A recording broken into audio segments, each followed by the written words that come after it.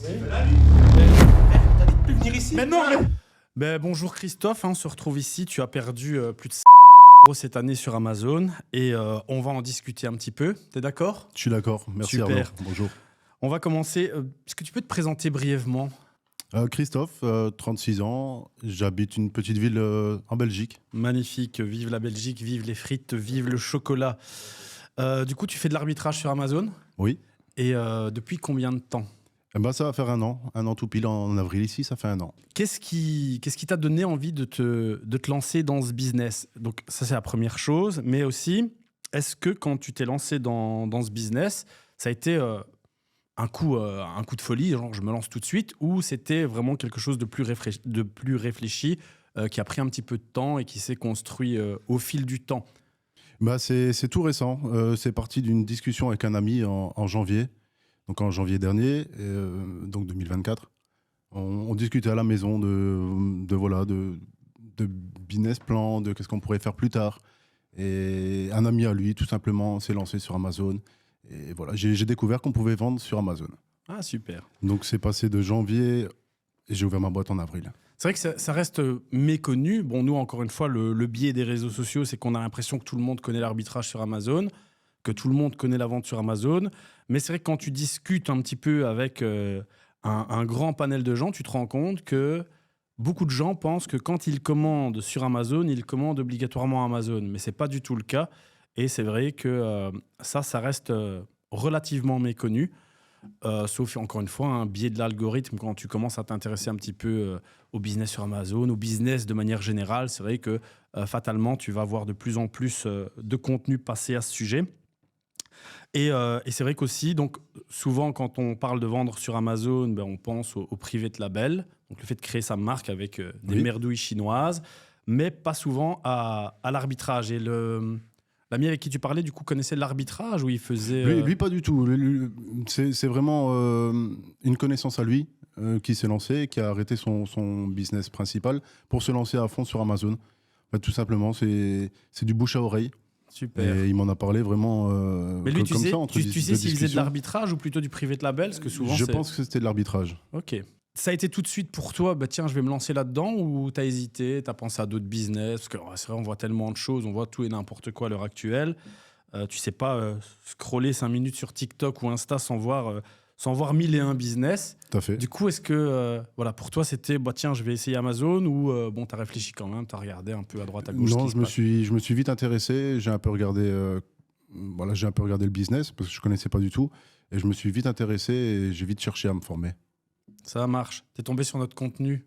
Oui. Sur TikTok ou... Sur TikTok, oui, tout à fait. Sur TikTok. Donc c'était un plaisir. Oui, super.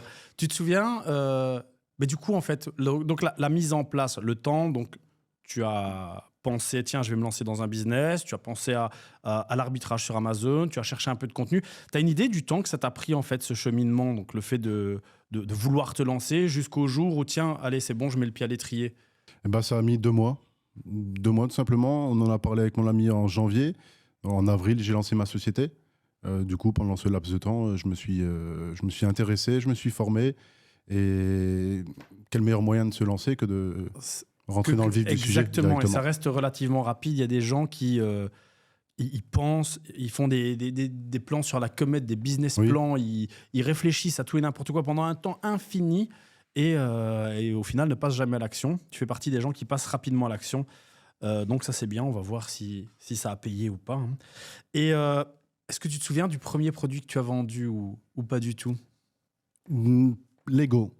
Tout ce que je peux te dire, c'est Lego. J'ai vu une opportunité dans un magasin où j'ai su acheter même plusieurs Lego d'un coup. Et c'est là que j'ai compris que ça pouvait fonctionner. Moi, c'était des bandes hygiéniques Always de chez Colruyt. Donc voilà, sympa. De toute façon, ce que je dis constamment avec ce business, c'est que on le fait pas pour la gloire, on le fait pour l'argent. Que j'ai des gens qui me disent ouais, moi je voudrais pas vendre tel et tel produit. Il y a des gens vraiment, ils me disent ouais, vendre des Pampers, c'est pas super excitant. Moi, ce que j'ai toujours dit, c'est qu'on n'est pas amoureux d'un produit, on s'en fiche. Moi, la seule chose que je regarde, c'est des chiffres froidement.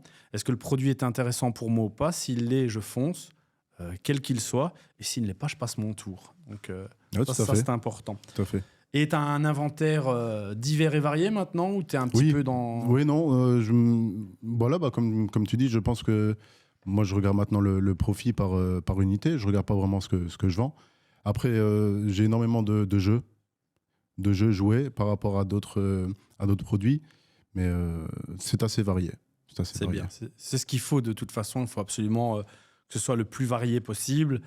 Sinon, tu vas trop être dépendant de tendances.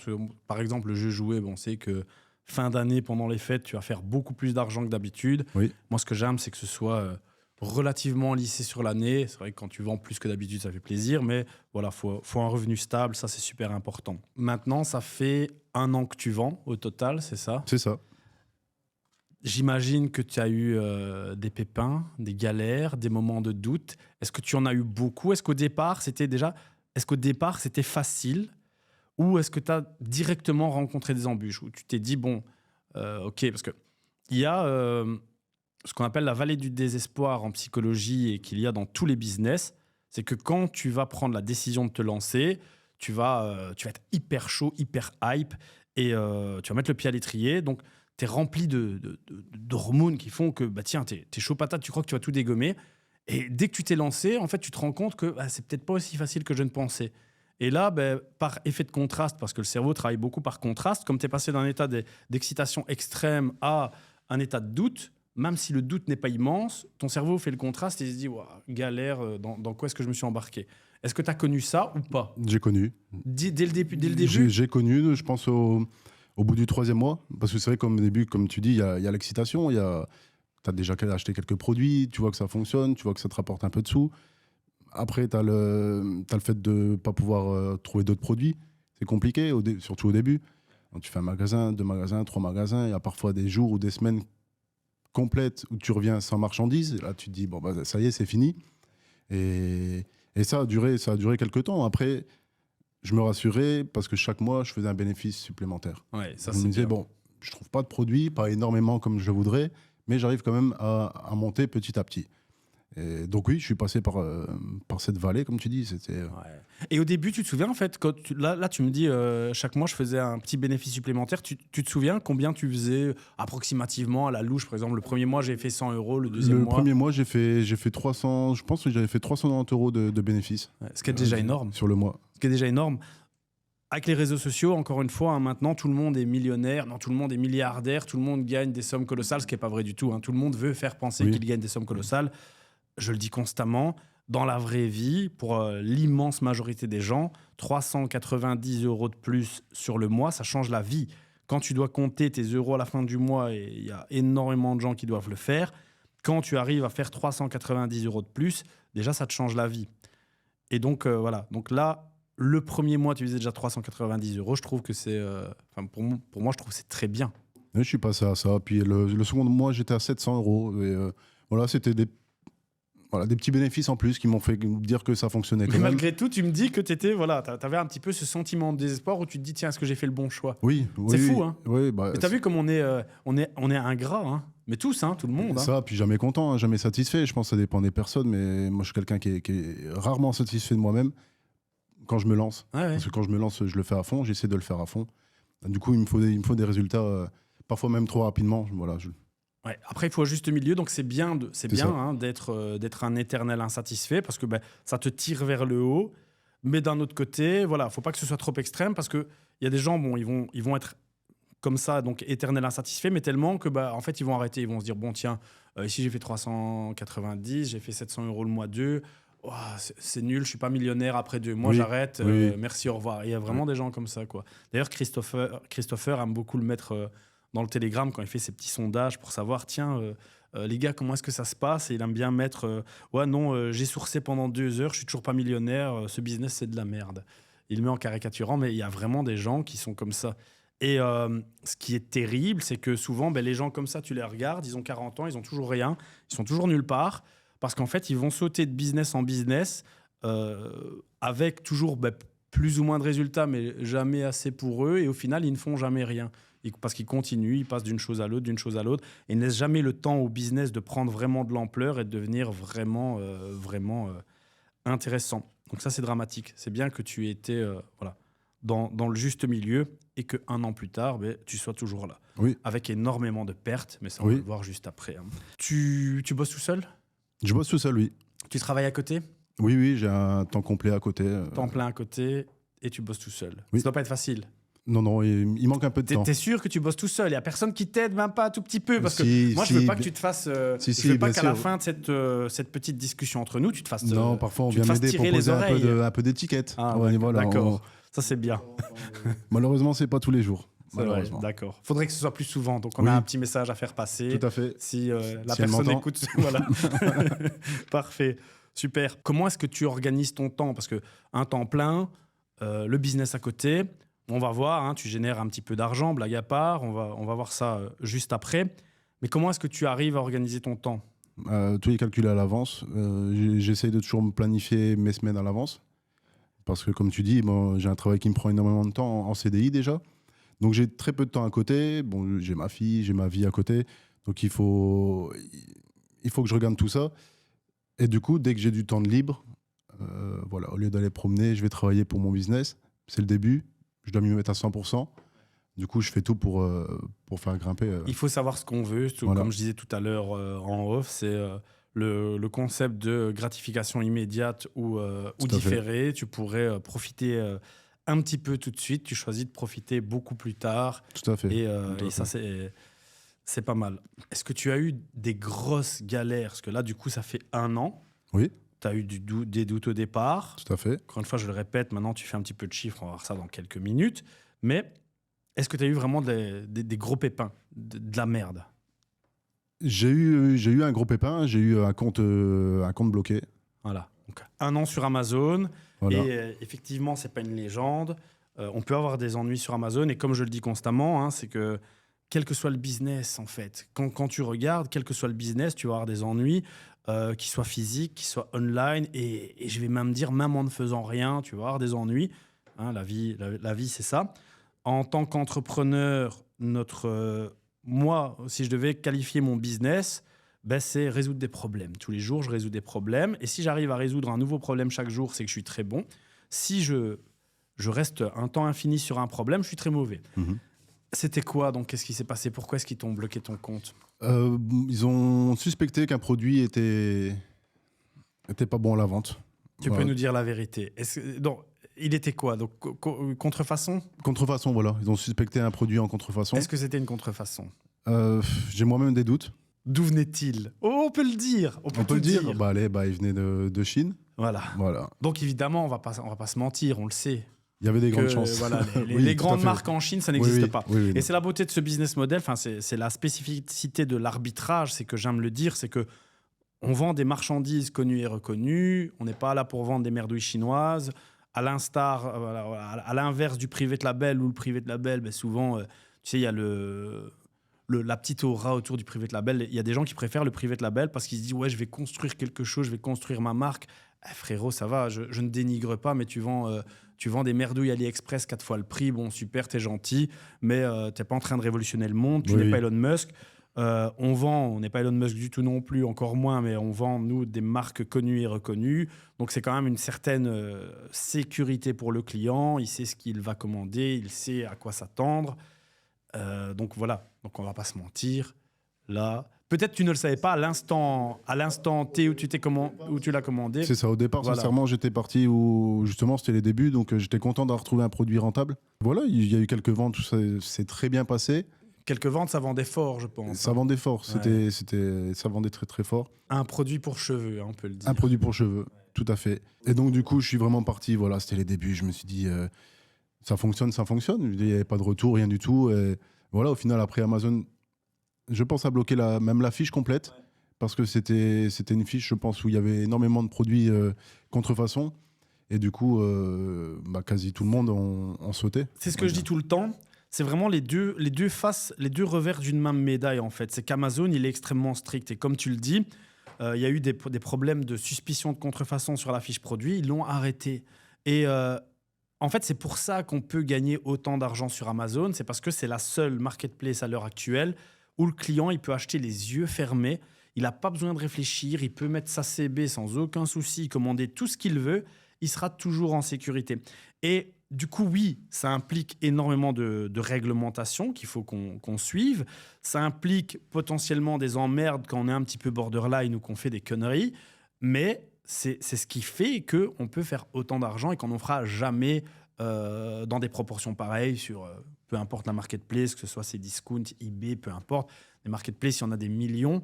Des sites internet, on peut en faire en veux-tu, en voilà. Mais on n'aura jamais les mêmes résultats que sur Amazon parce que justement, c'est cette sécurité pour le client qui fait que le client achète les yeux fermés. C'est pour ça qu'ils ont les meilleurs taux de conversion. C'est pour ça que voilà, la réputation n'est plus à faire. Et donc, en quelque sorte, voilà, c'est bien qu'ils réagissent comme ça. Oui, tout à fait. Du coup, perte sèche, tu as perdu de l'argent. Est-ce que tu peux le quantifier ? Je pense que je dois être à autour des peut-être 5000. Ouais.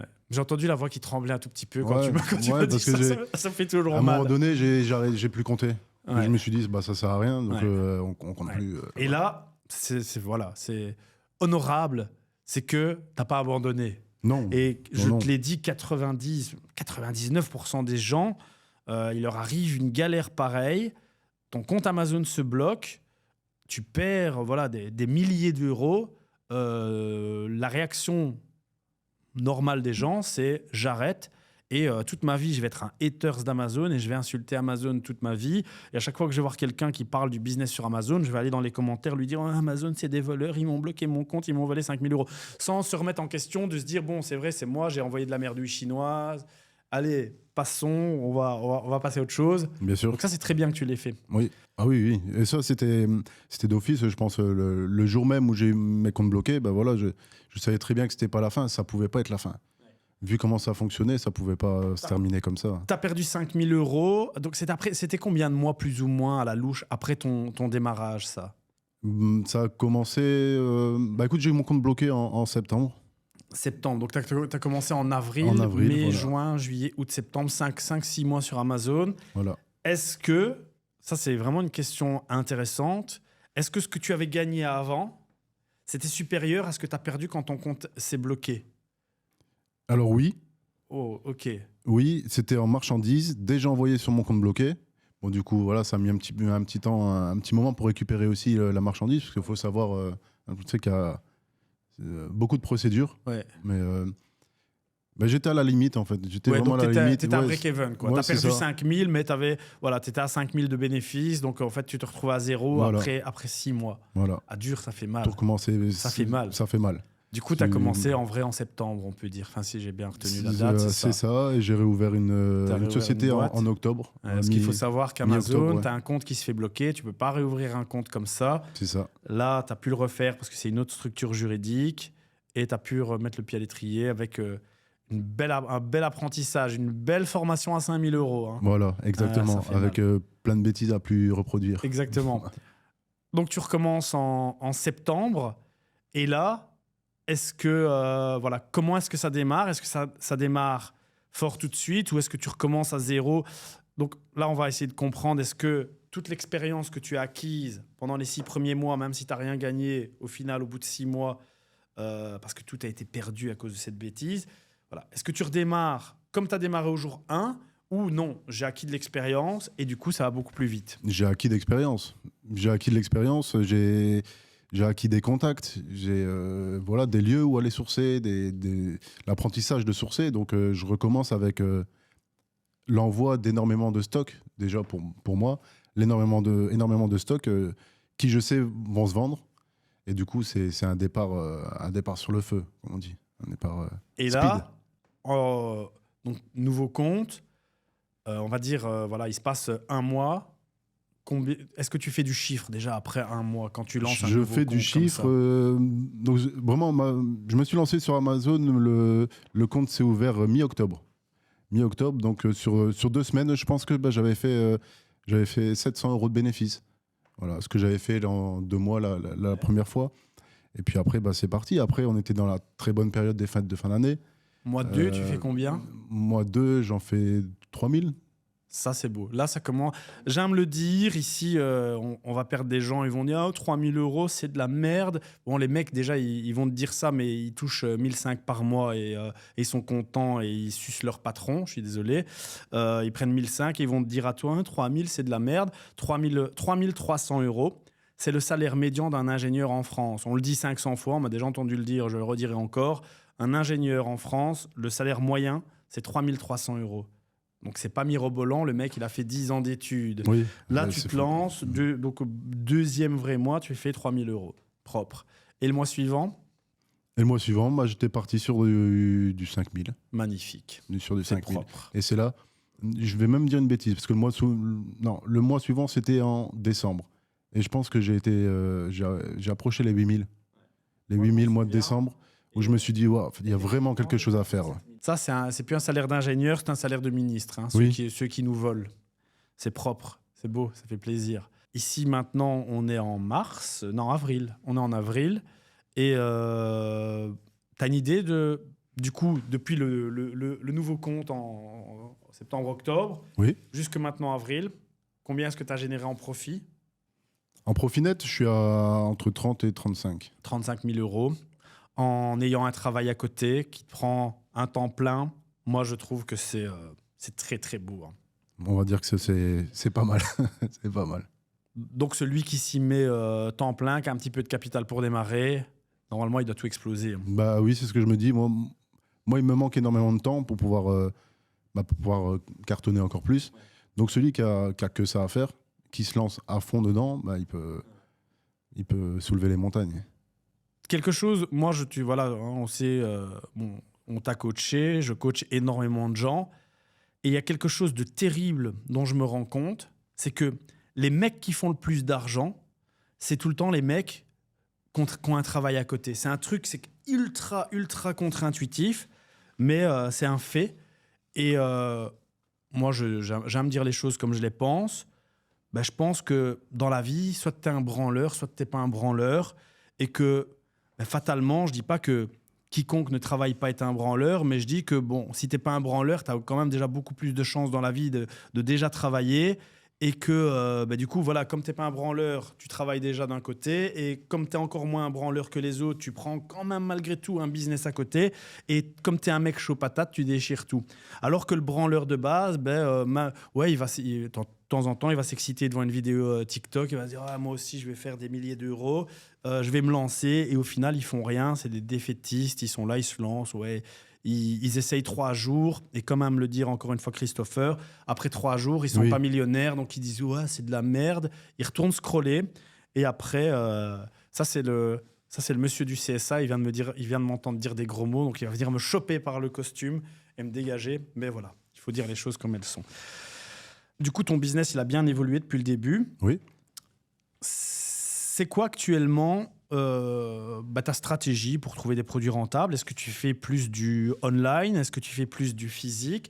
Est-ce que tu fais du retail? Je le rappelle, le retail, c'est le fait d'acheter au détail, donc en magasin, que ce soit en magasin ou en ligne, peu importe. Le fait d'acheter au détail, donc quelques unités par-ci par-là, c'est du retail. Ou est-ce que tu fais plus des achats chez des grossistes? C'est quoi la proportion entre les deux? Donc, Eh ben, je vais te dire 50-50. Au départ, je faisais beaucoup de magasins, beaucoup de retail. Je faisais que ça. Je t'interromps 30 secondes. Oui. Question intéressante. Avec uniquement du magasin, combien, genre ton plus gros mois où tu te dis, tiens, oui, j'ai réussi à faire X avec juste du retail, c'est combien? Ça va être important. Ah bah, je pense qu'à partir de ma nouvelle société, au bout de encore les 2 premiers mois, je faisais que ça. Donc j'arrivais à faire mes 3 000 € de bénéfices en magasin. Et ça, j'aime souvent le dire parce que, même chose, les fameux branleurs dont je viens de parler, c'est souvent ceux qui me cassent la tête à me dire... donc ils essayent 3 heures de faire du sourcing online, ils essayent 2 heures en magasin, et là ils se disent ouais, je suis toujours pas millionnaire, c'est de la merde.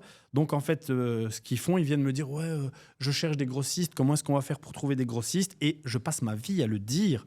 Les grossistes, c'est pas du tout, c'est pas une méthode miracle. C'est aussi difficile que de trouver de la marchandise au détail. La seule chose, c'est un petit peu différent. Tu vas faire parfois un petit peu plus de volume, mais avec un petit peu moins de rentabilité. Donc, il n'y a pas un qui est meilleur que l'autre, mais je passe ma vie à dire 3, 4, 5, 3, 4, 5 000 euros de bénéfices nets par mois, tu peux le faire, comme j'aime à le dire, avec ta bite et ton couteau, ton téléphone, Tout à scanner fait. ta marchandise, que ce soit en ligne ou en physique, au détail. Oui, tout à fait. Moi, c'est ce qui m'a motivé. Après, il y a des jours où tu trouves rien, il y a des rayons où tu trouves rien. Il faut savoir un petit peu où chercher. J'en apprends encore. Mais vraiment, au magasin, c'est ce que je préfère. Il y a encore maintenant. D'ailleurs, souvent, les rentabilités vont être plus grosses, Oui. justement, hein, Oui, oui. en magasin, parce que c'est du déstockage, alors que le grossiste, la marge de manœuvre, elle est beaucoup moins...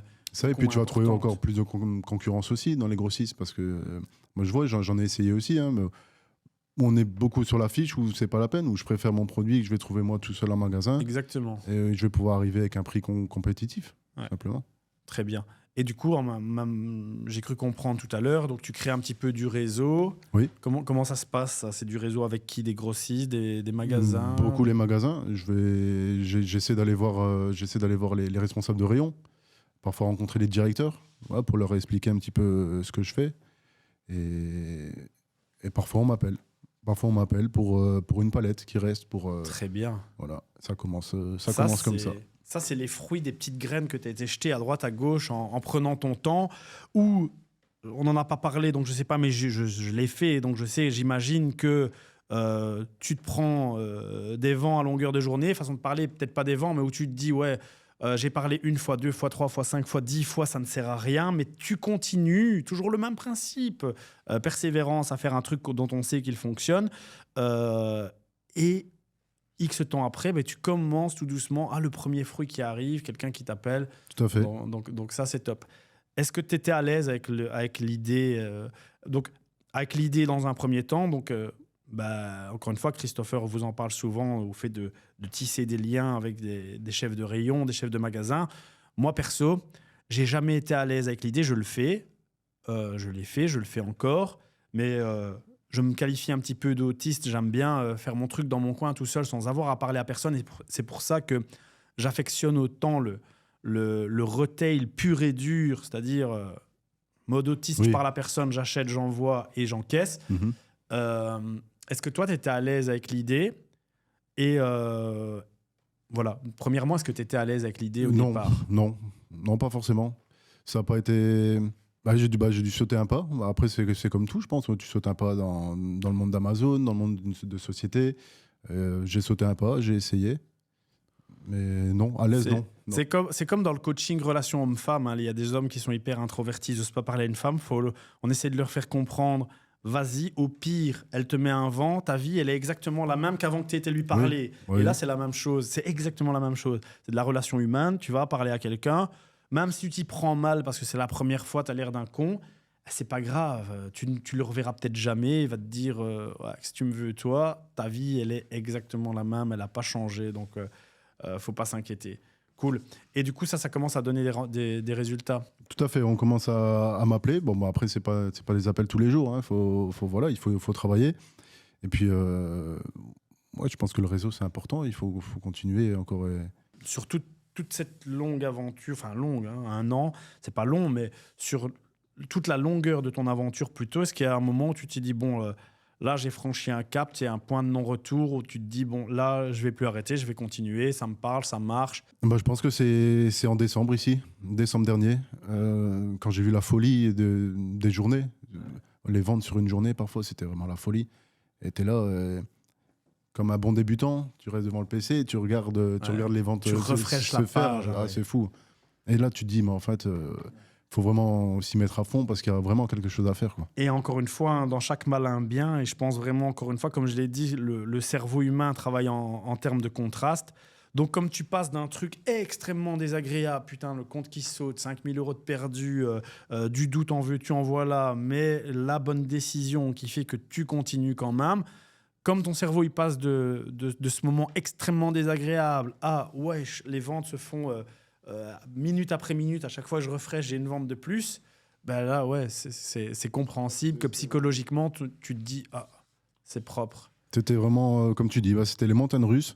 Et c'était vraiment un bon moment. Après, j'ai eu un doute sur janvier. Je me suis dit, bon, voilà, mes articles qui sont beaucoup pour la famille, pour les fêtes et tout ça. Je me suis dit, décembre, c'est passé, les fêtes sont passées, ça y est, ça va redescendre.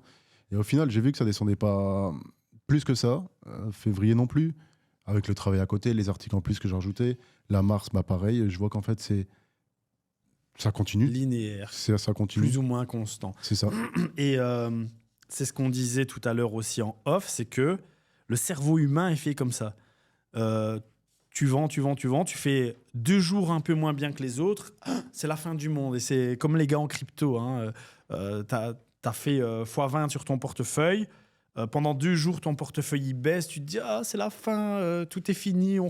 C'est chômage. On va en dessous du pont. C'était la Lambo ou en dessous du pont, on retourne au McDo, quoi. C'est ça. Et c'est la même chose. Et ça n'arrête jamais. Si ça peut te rassurer. C'est toujours. Moi encore, 7 ans plus Bon, tard, ça. quand je fais 3 mauvaises journées consécutives, je me dis, c'est la fin. Mais non, c'est juste le cerveau qui te... Je pense que c'est comme au début. Hein. Au début, on parle des retours, parce qu'il y a des retours aussi sur Amazon, hein, comme dans tout business, hein, comme tu le dis souvent. Au début, un retour, c'est la fin du monde. Hein. C'est ton monde qui s'écroule. Voilà, je suis en perte, je vais arrêter. Maintenant, tu commences déjà à se dire, bon, ça fait partie du business, c'est pas grave, demain ça ira mieux. Et puis petit à petit, ça fait partie. Faut jamais regarder chaque événement indépendamment. Donc, j'ai fait 3 ventes, j'ai eu un retour. Ce qu'il faut faire, c'est regarder de manière plus globale. Tu fais plein de petites actions individuelles. Donc, j'achète ça, je l'envoie, j'achète ça, je l'envoie. Donc, ça, c'est individuel. Hein, je gagne 5 ici, je gagne 10 là. Par contre, après, il faut regarder le business de manière plus globale. Et là, regarder ton dashboard, seller board, où tu vas aller voir et te dire, tiens, oui, tu regardes plus le détail. Donc, j'ai vendu X unités, j'ai eu X retours. Tu regardes juste combien est-ce que j'ai gagné net à la fin du mois. Donc, le profit net. Oui. Et après, tu déroules et tu regardes ton retour sur investissement. C'est la seule chose qui m'importe. Les retours, je m'en fiche. Parce qu'en plus, on le sait, hein, donc tu te manges un retour aujourd'hui. Il y a 45 jours de process jusqu'au moment où Amazon va potentiellement te rembourser. Donc, c'est jamais perdu d'avance. Et voilà, c'est important de voir ça d'une vision un peu plus globale. C'est quoi tes projets? T'aimerais Les projets, c'est pouvoir un jour en vivre. Parce que pour l'instant, bien sûr, je ne vis pas d'Amazon. Non, c'est bien, parce que tu fais 5-6 000 euros de bénéfices par mois, mais tu ne vis pas d'Amazon. Voilà. Ça, c'est à partir de combien on vit d'Amazon? Je pense que c'est une question qui dépend de chaque personne. Moi, je ne me suis pas fixé un montant. Je verrai le jour où ça arrive. Sincèrement, pour l'instant... T'as pas une idée? Tu t'es pas dit, tiens, ça peut être bien de mettre une stratégie, une ligne où tu te dis, tiens, ouais, bon, je continue et le jour où je dis n'importe quoi, 20 000 euros par mois, tous les mois, pendant 1 an, j'ai assez de recul et je me lance. Non, sincèrement, je ne me suis pas posé la question parce que moi, je me suis fixé que pendant les 2 premières années, je touche à rien. Ça, c'est bien. Pour pouvoir justement faire grimper le compte. Du coup, je ne me suis pas fixé de montant. Est-ce qu'avec les chiffres que tu fais, qui sont quand même pas dégueulasses, donc je le rappelle, 35 000 euros de bénéfices sur 6 mois, somme toute, donc ça fait plus de 5 000 euros. Lycée, c'est plus de 5 000 euros par mois. C'est très, très bien. Est-ce que tu arrives encore à l'heure actuelle à placer tout l'argent que tu veux placer en termes de marchandises, parce qu'on est des investisseurs avant tout. Donc, j'ai X, je les investis, je récupère avec une plus-value. Est-ce que tu arrives à tout placer ou est-ce que ça devient un peu compliqué? Pour le moment, j'y arrive encore. C'est bien. Pour le moment, j'y arrive encore. Il y a des semaines où ça dormait un petit peu. Mais voilà, je pense qu'à partir du moment où on cherche, où on va en magasin, où on cherche sur le PC, il y a vraiment possibilité de trouver tout le temps. Maintenant, je pense qu'à un moment donné, si je continue à grandir, ça bloquera.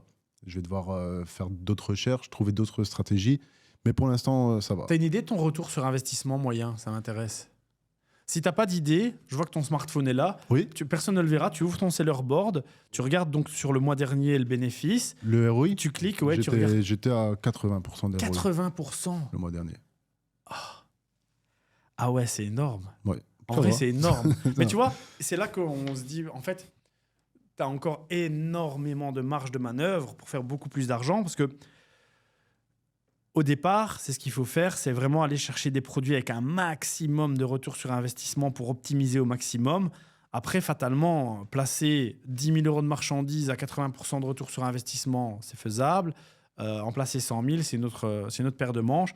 Donc, petit à petit, c'est là que ça devient intéressant. Par exemple, le wholesale, donc le fait d'acheter à des grossistes, c'est que tu vas acheter des produits avec plus de volume, donc plus de dépenses, mais avec des retours sur investissement beaucoup moins importants. Et là, tu vas peut-être aller chercher net du 20-25% net, et c'est encore très bien. Il ne faut pas oublier, encore une fois, les maths. Hein, le premier kéké qui arrive sur Internet, tu lui expliques 25% de ROI, donc j'investis 1000, je récupère 1250. Ils vont te dire que c'est de la merde. Mais bon, quand tu leur demandes, montre-moi ton compte en banque, le bazar, il est vide. Alors qu'avec un petit peu de maths, et quand tu comprends l'effet cumulé, j'ai 1000, je récupère 1250, je réinvestis 1250 et ainsi de suite avec tout le temps 25% de ROI. J'ai fait l'exemple en vidéo il y a quand même un petit moment sur TikTok où je prends une calculette, 1000 euros. Oui, je m'en souviens. Oui, 20% de ROI, ça fait 1200. 20% de ROI, 1440 et ainsi de suite. En moins de 40 transactions, tu passes de 1000 à 1 million. Donc celui qui me dit 20% de retour sur investissement net, c'est pas bien, c'est caca. Bon, montre-moi ton compte en banque, qu'on discute parce que... Ah non, je pense que de toute façon, allez, là c'était un mois exceptionnel parce que j'avais trouvé quelques produits formidables et des produits que tout le monde aurait pu trouver en magasin. C'était vraiment une très belle promo.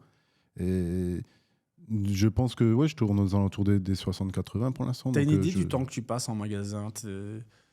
Je suis quelqu'un de... Je suis pas très patient. Du coup, ça va aller très vite. Sincèrement, il y a des magasins où je sais que je vais passer 2 heures parce que je sais que je vais trouver. Il y a des magasins où je passe les rayons et puis ma tête, elle va à droite, à gauche, je vois qu'il n'y a rien d'intéressant, je m'en vais. Ouais. Souvent, moi, c'est ce que je dis. Enfin, tu vois, aux débutants, je leur parle tout le temps d'expérience. Quand ils ont un peu de mal au début, je passe ma vie à dire, écoute, ce qui va... Là, on te donne la technique. Ce qui va vraiment faire la différence, c'est l'expérience. Et je sais que les gens se disent, ouais, il dit ça pour se débarrasser de moi, c'est pas vrai. Ah non, non. Est-ce que tu vois une différence? Moi, par exemple, pour ce qui est des magasins, c'est vrai qu'au début, tu es obligé de passer du temps. C'est chiant. Peut-être sans résultat, parce que tu vas devoir regarder absolument à tout. Mais au final, moi, je sais que j'ai mes habitudes. Par exemple, Carrefour, le Carrefour ici de Mons, le grand, je m'attarde pas. Je regarde juste, je sais où sont, il y a 1 ou 2 rayons de déstockage, je sais où ils sont, j'y vais. Je regarde juste les grosses promos dans certaines catégories et j'y vais. Donc, quand je rentre dans le magasin, je sais ce que j'ai à faire. Ça prend, comme tu l'as dit, ça prend 15 minutes. Gamma, un magasin de bricolage, je sais que là, c'est les dernières pièces, donc les produits avec les grosses étiquettes blanches et rouges avec leur moins 50 ou moins 70 écrit au feutre. Et donc, je sais même chose, je commence pas à regarder tout et n'importe quoi, je jette mes yeux où il faut. Et il y a d'autres magasins où, par contre, là, je vais tout scanner parce que je sais qu'il y a beaucoup d'opportunités. Ça, c'est l'expérience. Tu as la même chose. Et ça, tout à fait. Ça, même moi, au début, j'étais un peu... voilà, j'avais du mal à croire quand tu disais ça, parce que c'est vrai que tu dis, bon, bah, tu te pourquoi l'es dit, l'expérience il se fout de ma gueule, celui-là. Non, je me suis dit, allez, je me suis peut-être dit ça, mais je m'en souviens pas. Mais du coup, non, l'expérience, c'est vraiment... et encore, je me le dire aussi, je suis au tout début. Mais il y a des magasins où je vais rentrer, je sais que je vais trouver d'office, parce que j'ai toujours trouvé jusqu'ici, où je sais que je peux passer du temps par rayon. Il y a, allez, on va citer par exemple même Auchan. Il y a des Auchan où j'ai jamais trouvé quelque chose et je vais à un autre Auchan et je sais que je vais en trouver. C'est quand même incroyable. Il y a des fois, même sur les mêmes enseignes, ça va changer. Du coup, il ne faut pas hésiter à faire beaucoup de magasins au début, passer beaucoup de temps, comme tu as dit, passer beaucoup de temps, faire tous les rayons. Il y a des rayons qui vont t'intéresser, d'autres non, tu ne trouveras jamais rien de rentable. Et c'est à force d'expérience, à force de les faire que tu vas trouver tes magasins. Et ça, ce que tu dis, un Auchan, je trouve, un autre Auchan, j'ai jamais trouvé, c'est parce que le magasin est vraiment dépendant de la gérance, de celui qui gère le magasin. Du coup, il y en a certains qui vont appliquer certaines stratégies, d'autres.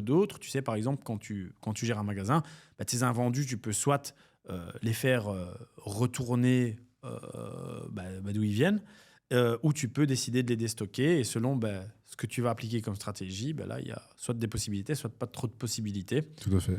Et c'est pour ça qu'il faut élargir son champ au maximum. J'ai un peu du mal avec je sais pas, la démographie ou la géographie française. Je sais que tu peux facilement être extrêmement isolé ou tu vas être même dans une ville, mais qu'au final, si tu sors un peu de la ville, tu as des kilomètres et des kilomètres et des kilomètres avant la prochaine. Nous, ça, c'est vraiment une chance quand même en Belgique où tout est l'un près de l'autre, quoi. Tu peux habiter n'importe où en Belgique, tu as à 2 pas de Bruxelles, tu peux habiter n'importe où en Belgique, tu as à 2 pas de Liège, c'est maximum 3 heures de bout en bout, donc ça c'est méga cool. Et faut vraiment pas hésiter, tous ceux qui peuvent le faire aussi, que ce soit même en France, c'est sortir de ta zone de confort. Ça fait méga bullshit, j'aime pas dire ça, mais c'est Mais vrai. c'est vraiment C'est, ça. pas juste faire les 4 magasins autour de toi, quoi. Faut prendre ta voiture, tu te barres, tu regardes et tu prends le temps. Et même si c'est difficile, même si ouais merde j'ai rien trouvé, faut persister, faut continuer. Et tu vas prendre tes marques, tu vas prendre ton expérience. Et ça, il y a personne qui va te la reprendre, l'expérience. Ouais, tout à fait. Je pense qu'il faut, comme tu dis, c'est vraiment ça. Il faut sortir de sa bulle de confort. Aller voir des magasins qu'on n'a jamais dû aller avant. Voilà, comme des Carrefour, des Auchan, il y en a des centaines. Si celui à côté de chez toi, tu trouves jamais rien, bah, va voir celui après. Et puis, en faisant le tour comme ça, c'est obligé de trouver. C'est obligé. Tu préfères quoi, le physique ou le online? Parce que voilà, hein, il y a plein de facteurs qui rentrent en ligne de compte. Il y a le confort. Ben, moi, j'aime bien le confort du physique. Le confort du online, pardon. J'aime bien la rentabilité du physique parce qu'il faut dire ce qui est, tu as quand même beaucoup d'opportunités parfois centralisées au même endroit avec des très grosses rentabilités. Quand je dois faire la balance des deux, bon, c'est parfois pas évident de me dire tiens, je préfère celui-là plutôt que celui-là. Toi, est-ce qu'il y en a un que tu préfères ou... J'ai commencé par le physique, maintenant de plus en plus sur PC, sur online. Mais je pense que non, je pense que c'est un mixte. C'est un mix. Je m'en sors bien avec les deux. Je pense que si j'en arrête un, faire que des magasins à mon stade actuel, j'aurais moins de temps peut-être de faire ça. Donc je dirais 50-50 pour répondre à ta question. Comme moi, tu vois, j'arrive pas à prendre position. Et c'est vrai, on le dit tout le temps, tu peux ne faire que du physique si tu veux, tu peux ne faire que du online si tu veux. Je pense vraiment qu'il faut faire les deux et encore plus quand tu démarres. Et ça, j'aime bien le dire. Hein. Parfois, tu vas te lancer dans une ou deux sessions de sourcing, tu vas rien trouver. Et je le dis, il faut fais autre chose. Ferme ton PC, prends ta voiture, barre-toi. Je pense que c'est vraiment judicieux de faire ça. Et j'apprécie particulièrement ce que certains font maintenant aussi, c'est du partage d'opportunités. Tiens, il y a une opportunité là-bas, je l'ai trouvée. Oui. Bon, c'est pas ma région, je l'envoie aux uns aux autres. Ça fait plaisir et c'est une mentalité d'opulence. Et c'est important, hein, je te l'ai encore dit tout à l'heure. Moi, je crois dur comme fer en la loi de l'attraction. Si tu as une mentalité de je dois cacher ce business parce que c'est mon petit précieux et si je le montre à tout le monde, il n'y aura plus de place pour moi. C'est pas du tout une bonne mentalité. Hein. C'est une mentalité restrictive. Moi, je suis pour une mentalité d'opulence où, encore une fois, clairement, si tu crois au business model, si tu comprends les chiffres d'Amazon et ce que ça représente, tu comprends bien qu'on est tous des pisseurs. Même moi, à mon niveau, je suis un immense pisseur. Je suis insignifiant et quand tu comprends ça, tu te dis bon, ouais, vas-y. Il n'y a pas de gros problème de concurrence. Le gros problème pour nous, c'est d'alimenter le marché. Le marché est tellement plus grand que nous que voilà, moi, c'est des constantes. Il n'y a pas de produit où je peux me dire tiens, il se vend bien, je l'aurai tout le temps au bon prix pour le vendre. Non. Mon plus gros problème, c'est de pouvoir l'approvisionner. Donc, heureusement qu'il y a 20 mecs avec moi sur la fiche qui attendent de vendre leurs marchandises. Oui, tout à fait. Et je me suis encore dit ça sur un produit où je vends très bien, où j'étais tout seul, pour te le dire dessus. Et je suis tombé en rupture. Et là, comme par magie, il y a un concurrent qui arrivait. Et je me suis dit, ouf. Je me suis vraiment dit, ouf, le produit va continuer à se vendre. Oui. Et moi, je vais revenir quand j'ai retour du stock. Exactement. Et là, mon stock est envoyé, donc ça va arriver. Mais j'ai eu cette période pendant 2 semaines où je suis tombé en panne sur un produit et je suis content. Je suis content de ne pas être tout seul. Parce que je le redis, toi tu le sais, mais je le dis pour les auditeurs, c'est que Amazon fonctionne, c'est pas comme une marketplace, c'est plus comme un moteur de recherche. Donc là, le produit que tu vends, il est bien référencé parce qu'il y a du stock, parce qu'il y a de l'attraction sur la fiche produit et que les gens consomment. Par contre, s'il n'y a plus de stock, la fiche va perdre en référencement et potentiellement se retrouver en 2, 3, 4 ou 5e page des recherches produits quand on va essayer de matcher sur le mot-clé.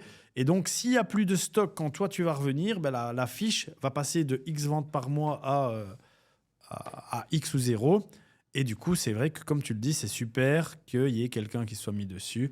Et ça permet de la maintenir dans le top. Je voudrais lui dire merci.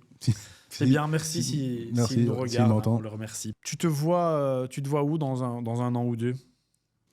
Dans un an ou deux, j'aimerais bien pouvoir consacrer mon temps à Amazon, tout simplement, tout mon temps, pouvoir en vivre dans 2 ans. Bon, d'ici 1 an, ça fait déjà 1 an. Et continuer à grandir et peut-être faire autre chose à côté. Mais je reste focus sur Amazon parce que ça vaut le coup de s'y mettre à 100%. C'est important. Et je le dis tout le temps,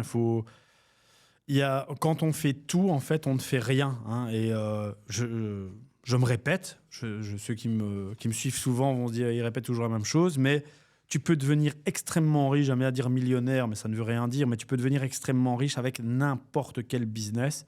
Il suffit de le faire correctement, d'essayer d'être le meilleur, de le faire suffisamment longtemps et voilà, après, intelligemment, parce que faut pas non plus s'obstiner dans une voie sans issue, mais voilà, dès l'instant où tu vois que ça marche et que je teste, ça fonctionne, je regarde un petit peu les projections possibles, l'avenir possible, et je me rends compte que oui, effectivement, c'est un marché immense. Là, tu peux y aller et faire la plus grosse part possible. Si tu avais, pour terminer, un conseil à quelqu'un qui nous regarde et qui hésite à se lancer.